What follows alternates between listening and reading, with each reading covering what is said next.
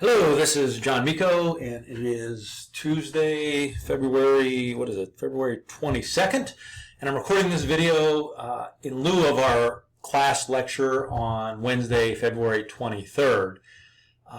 We're going to continue to learn about data functions. Specifically today we're going to learn a little bit about tables, not pivot tables, but tables in Excel. So first I want to bring your attention that Module 5 items are all due Wednesday, February 23rd at midnight, so the day that we don't have class, the day that you're watching this video for. And that includes the end of chapter case, which we did in class, most of it together, a SAM exam, and a SAM project. So all that is due Wednesday at midnight. We are going to set a due date on Module 6. I have this wrong. It is Monday, February 28th at midnight. I don't know why I have the Sunday on that, but it's Monday, February 28th, and I also have the wrong date on these. But anyways, I'm going to fix those things. It's going to be Monday, February 28th at midnight is when Module 6 will be due. So I'm going to bring in a fresh copy of the module we were working on. So go to Files, Excel 6, Module, and then let's download NPEX6-1. And if you recall, we were working with this company and we have a set of structured data on their employees. So in this workbook we have a documentation, we have some metadata, we have a dashboard which we haven't yet built, and specifically what we're working with is this tables. And this table goes from, it looks like it starts in A4, and I'm going to do Control End, and it ends in M538. And we learned that, hey, we can do things to help us work with this table. If we want to freeze the first column and the first 4 rows, we can go to B5. We can go to View, and we can click on Freeze Panes, and now no matter where I go, those are visible. Anything to the top of the cell I froze and to the left will be visible. We did all kinds of things with sorting. We learned that we can sort. If we go to Data and we want to sort, perhaps I want to sort by last name, and then within last name by first name. This will take care of that. Now this is sorted by last name and first name. If there's 2 people with the same last name, it'll be within the first name. So Martha and Richard for the Allens, and for the Andersons, AFP. We also learned that we can do subtotaling. So in the Data tab, in the Sum Total group, we can build little outlines. So all that was all well and good. And that was all based on being able to sort, okay, which is one of the reporting tools. Today we're going to talk a little bit about filtering. And filtering does not change the data, it changes your view of the data. So it shows you a subset of the data. The quickest and easiest way to do that is to just turn on filters. So if I go to the Data tab, I'm on any cell in my structured data here, and I click on the big funnel that says filter, and it looks like it's Control-Shift-L if I want to just turn that on. But I'm going to click on the filter, and now I get this little drop down beside all of the field names. And let's look at, I don't know, let's say I want to focus on only in accounting departments. I'm going to go to the department filter, and I'm going to uncheck everything and say I just want to look at accounting employees. I'm going to click OK, and now it is filtered to only show accounting employees. A couple things that are important. Notice down the bottom it says, hey, we have 69 records that are visible now of the 534 records in this structured data. If I want to show maybe accounting and IT, that's going to change to be 140. You notice it's filtered because we can see it goes 1, 2, 3, 4, and then 5, and then 6, 7, 8, 9, 10 are filtered out. You can't see them. So this is clearly filtered. If I want to clear all the filtering, I can do that. So I'm going to clear that filtering, and now I'm back to where I was. I can do multiple filters at once. I can only, if I want to see only accounting people in a certain state, I can select only accounting people, and I could also say only in, I don't know, let's say Massachusetts, and basically those are the 15 people that are accounting in Massachusetts. I can, and this works as an and. So if I, only wanted to see, let's clear the filter. Let's go back. Okay. And the other thing, so that's kind of text filtering. If you notice, Excel identifies each field as one of three types: number, text, or date. So if we go to any of the text fields, like for example, last name, I can obviously choose just one or two last names. These are all the last names that comprise here. And I could search for one. I don't think there's a Miko in here, but no matches. But there's probably a Miller. Yeah, there is a Miller. So I find Miller, and if I only want to see Miller, I can unselect all and just select the Millers. I can do that. Okay, now I'm just seeing the Millers. I'm going to go back to select all. What I want to show you though is under text filters, I have a bunch of different things. I can say, I want to see last names that begin with M-I-L. And I click OK, and this shows me the Millers. Maybe I want to go to text filters and say begins with maybe just M. I want to see only ones that begin with M. I click M, and there's all the M's. I can go further with that. I can click on that little link, and I can go to text filters, and I could say begins with M, or let's say ends with O. Okay, so I want to see any last name that begins with M or ends with O, and or is the key word. It's not and, because Miko would be does both, but or.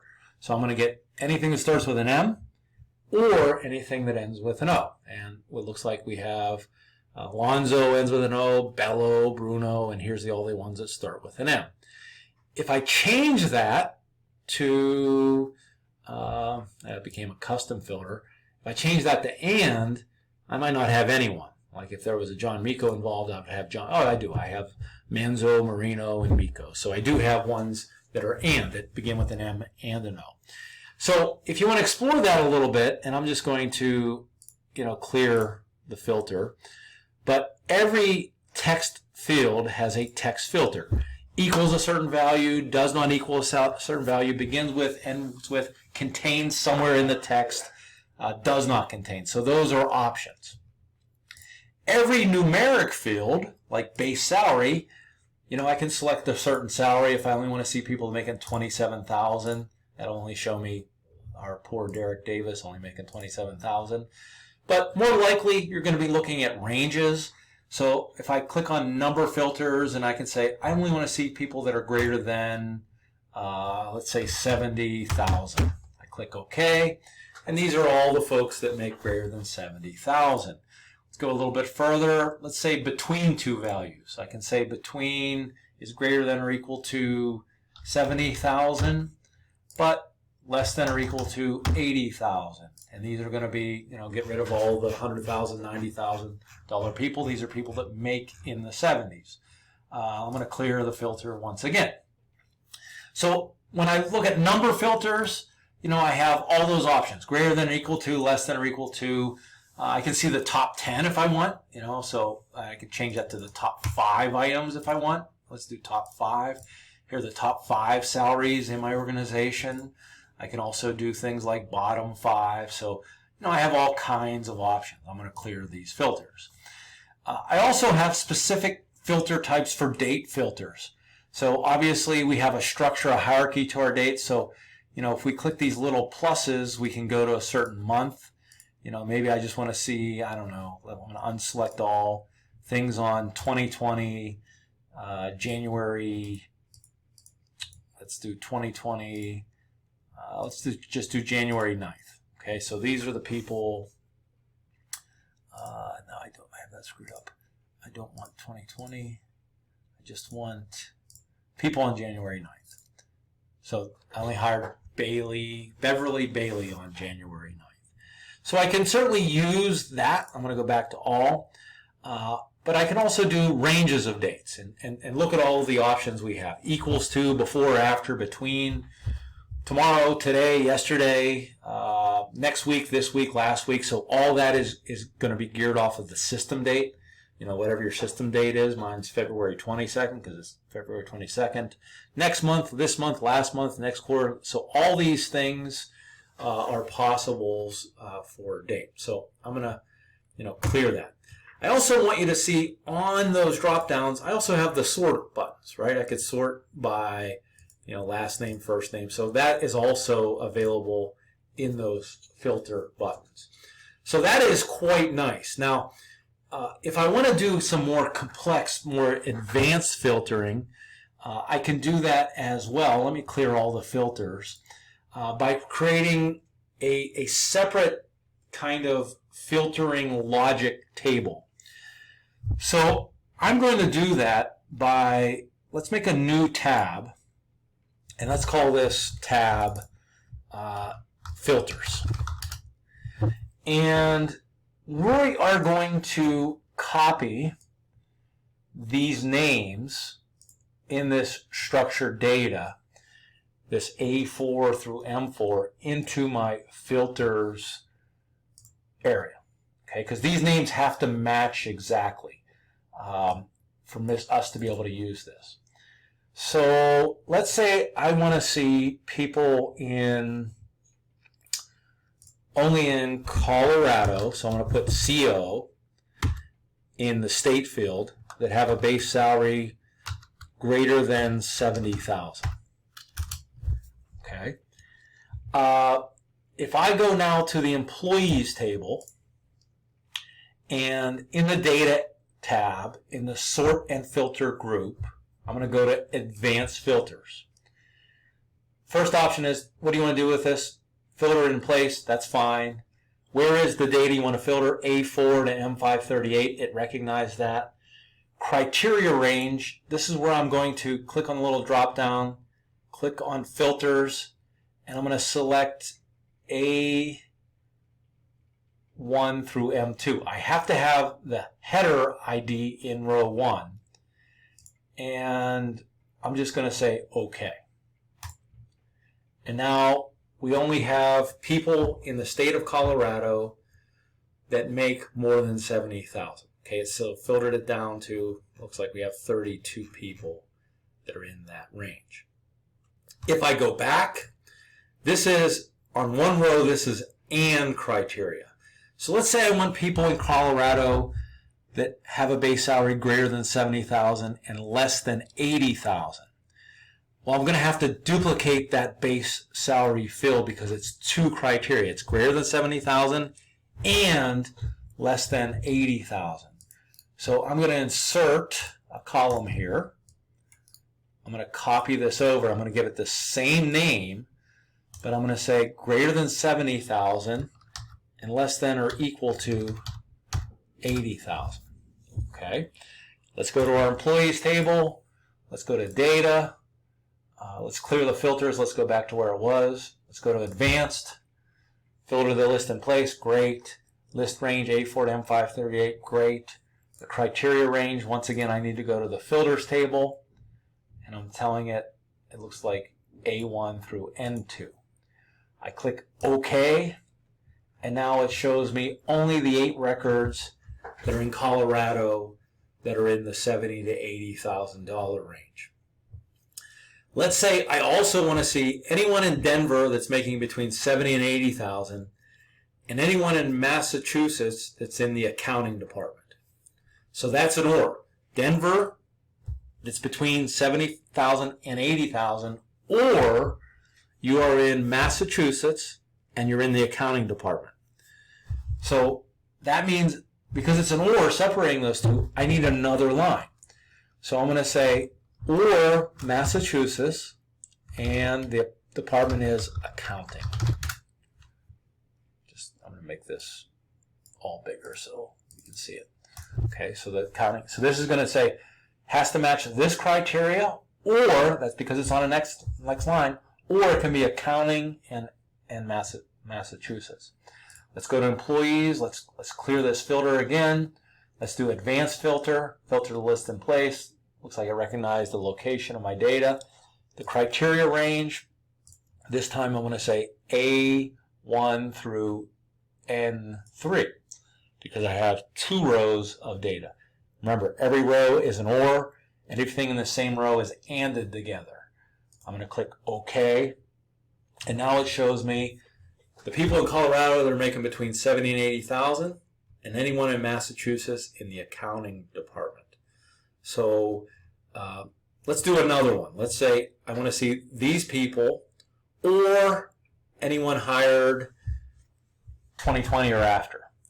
So I'm going to go to my filter. I'm going to say, or anyone with a hire date of greater than or equal to 01/01/2020. Okay, so this is going to add on. It's going to say, give me these people, or these people, or these people. Give them all 3 together. So once again, I'm going to go to my employees. I'm going to go advanced. Actually, so I'm going to clear the filter. Advanced. My criteria range is now A1 through N4. I'm going to filter this list in place. I'm going to click OK.